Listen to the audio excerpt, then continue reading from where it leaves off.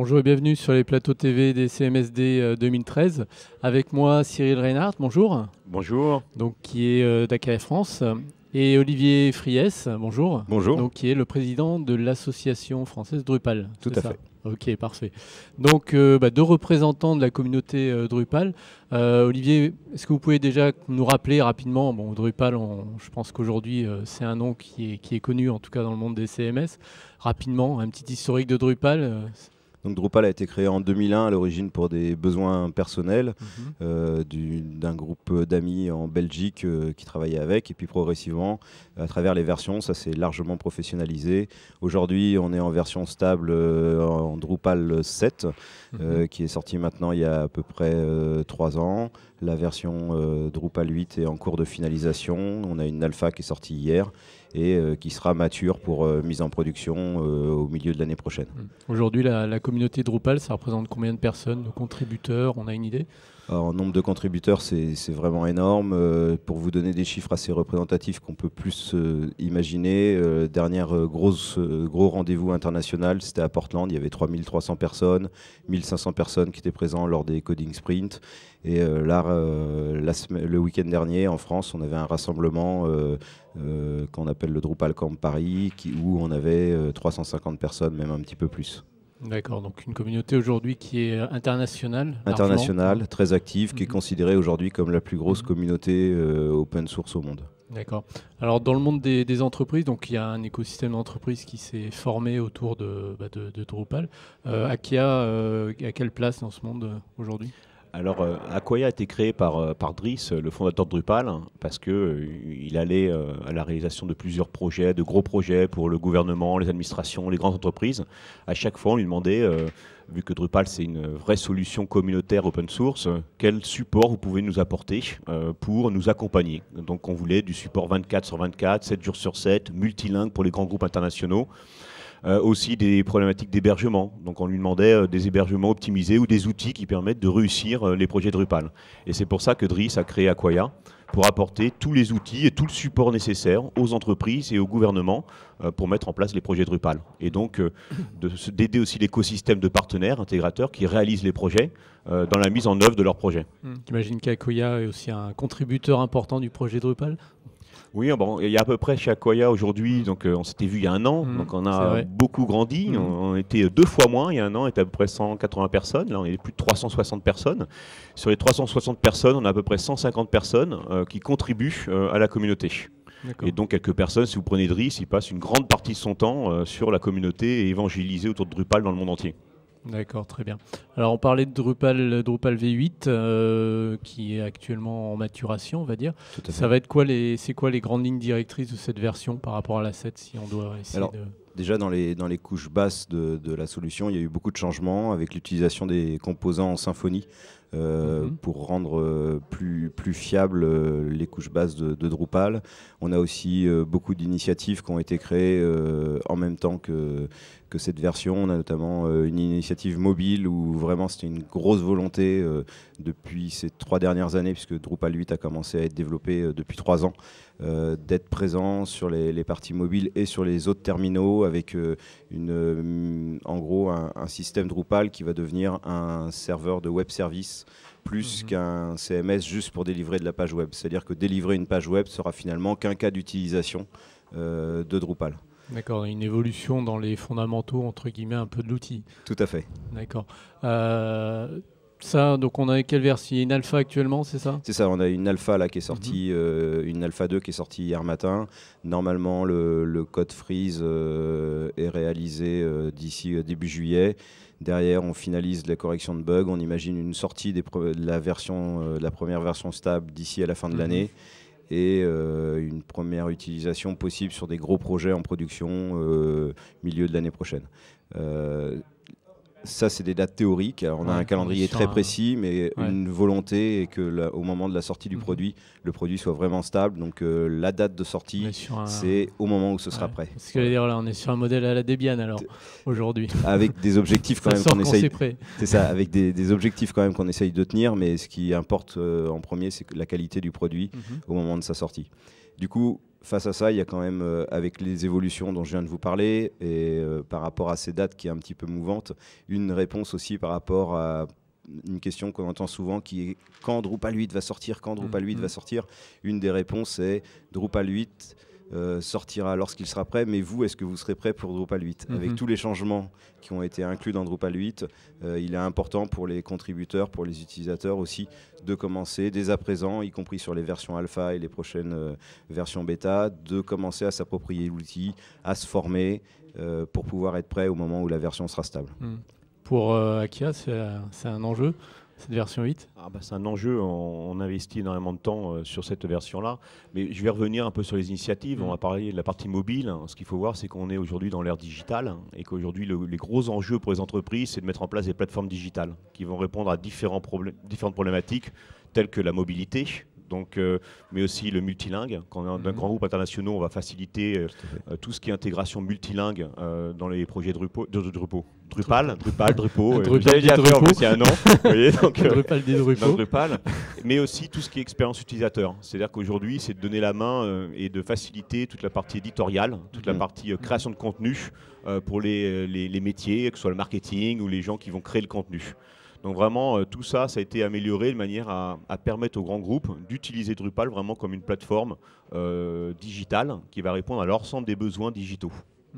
Parce qu'aujourd'hui, Drupal reste une plateforme, entre guillemets, si on refait l'histoire de Drupal, c'était très communautaire, c'est des individus. Est-ce que ça reste simple à prendre en main aujourd'hui, Drupal, ou est-ce qu'aujourd'hui, il faut être codeur, entre guillemets, pour utiliser Drupal ? Ça va dépendre, parce qu'il y a ce qu'on appelle les distributions.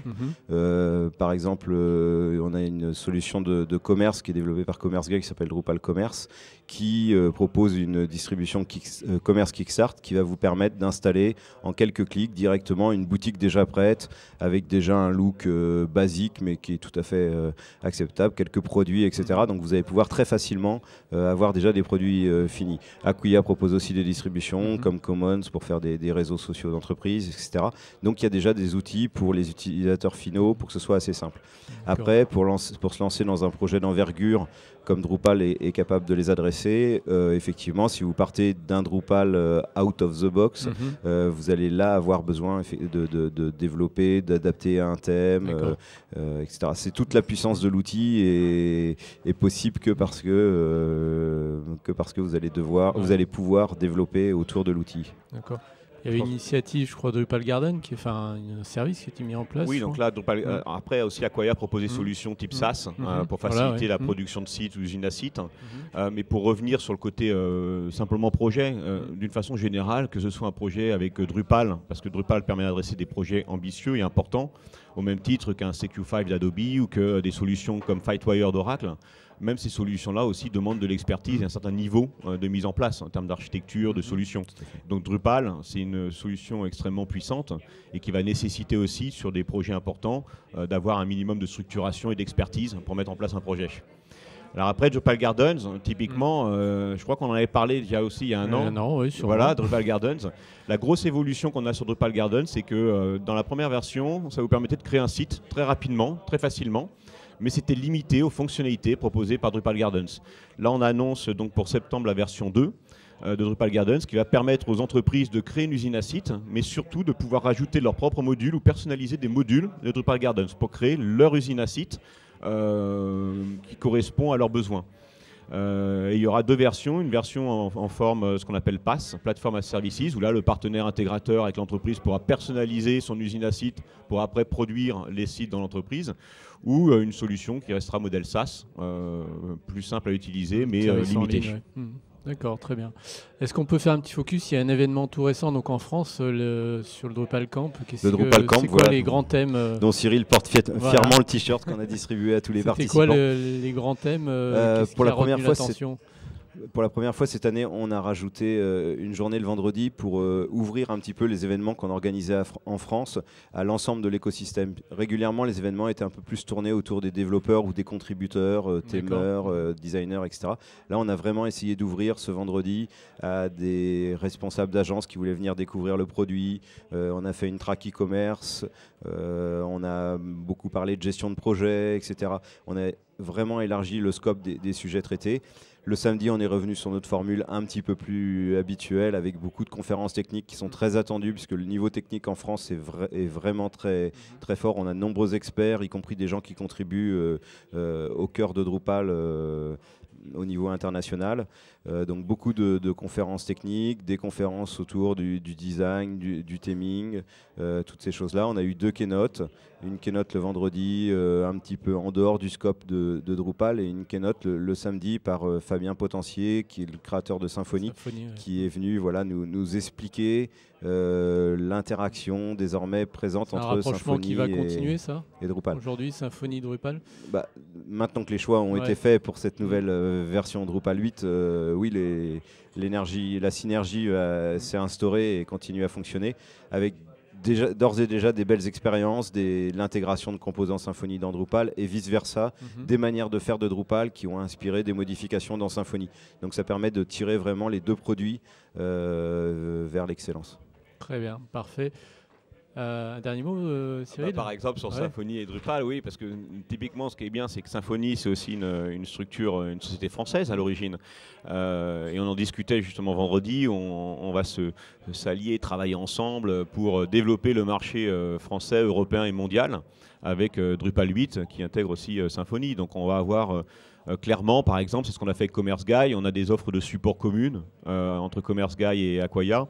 Et dans l'offre Drupal 8, il y aura les offres de support qui vont être communes, dans le sens où il y aura un support aussi bien Symfony sur le cœur de Drupal que Drupal en général.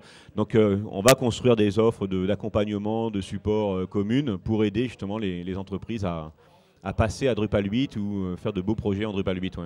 Très bien. Un site web, des sites web, on peut retrouver des informations sur tout ça. Pour Drupal, c'est...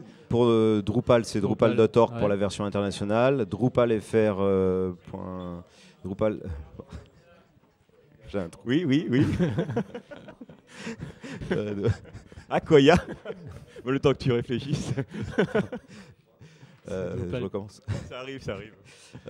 Donc on va trouver Drupal.fr. Okay, pour l'association, Drupal.org évidemment pour la version mondiale, DrupalFR.org pour la version française. Vous retrouverez toutes les informations sur les événements qu'on organise. Vous pourrez aussi retrouver la traduction de Drupal en français qu'on maintient au niveau de l'association. Et toutes les ressources dont vous avez besoin. Ok, super. Et donc pour Acquia, il y a le site acquia.com, mais aussi un site que je recommande pour toutes les personnes qui réfléchissent et qui veulent avoir des exemples Drupal, qui s'appelle Drupal Showcase. Showcase.com, où là vous avez 2000 ou 3000 exemples dans tous les domaines de projets qui ont été réalisés en Drupal. Donc quand on fait des choix et qu'on réfléchit, c'est toujours intéressant de trouver des cas concrets de projets réalisés en Drupal. Très bien, merci Olivier, merci Cyril pour toutes ces informations. À bientôt. Au revoir. Merci, au revoir. Au revoir.